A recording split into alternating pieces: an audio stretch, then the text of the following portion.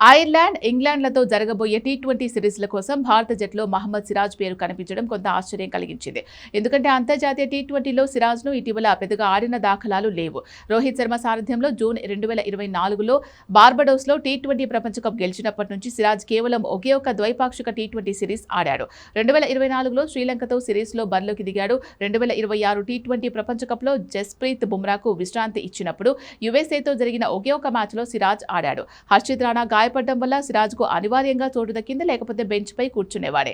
మరోవైపు వన్డేలలో కూడా భారత జట్టు ప్రణాళికల్లో సిరాజ్ ప్రాధాన్యత క్రమంగా తగ్గింది. 2023 ప్రపంచ కప్ తర్వాత భారత్ ఆడిన 23 వన్డేల్లో అతడు కేవలం 9లో మాత్రమే ఆడాడు. ఛాంపియన్స్ ట్రోఫీ జట్టులో చోటు కోల్పోయాడు. అతడి కళ్ల ముందే ఎంతో మంది టీమిండియా తరపున వన్డేల్లో డెబ్యూ చేశారు. ఇక అయితే జస్ప్రీత్ బుమ్రా అందుబాటులో లేకపోవడంతో 2025లో ఆస్ట్రేలియా సిరీస్, ఈ ఏడాది జనవరిలో న్యూజిలాండ్ వన్డేల కోసం అతన్ని తిరిగి జట్టులోకి తీసుకున్నారు. 2025లో దక్షిణాఫ్రికాతో స్వదేశంలో జరిగిన సిరీస్ కోసం బుమ్రా తిరిగి వచ్చినప్పుడు సిరాజ్ మరోసారి తుది జట్టులో చోటు కోల్పోయాడు. నిజానికి వైట్ బాల్ క్రికెట్లో సిరాజ్ను ఆడించడం అనేది ప్రణాళికల్లో భాగం కాదు అనే విషయం గణాంకాల ద్వారా తెలిసిపోతోంది. ఎందుకంటే పనిభారం కారణంగా బుమ్రా తప్పుకున్నప్పుడే ఈ హైదరాబాదీ పేసర్ వన్డే టీ20లో ఆడాడు. అందులో భాగంగానే ఇంగ్లాండ్, ఐర్లాండ్ టీ20ల కోసం బుమ్రాకు మళ్లీ విశ్రాంతినివ్వడంతో సిరాజ్ను జట్టులోకి తీసుకున్నారు. కానీ జట్టును ప్రకటించిన కొద్ది రోజులకే పనిభార నిర్వహణ కింద ప్రసిద్ధ కృష్ణను తీసుకుంటూ సిరాజ్ను తప్పించడం ఆశ్చర్యం కలిగించింది.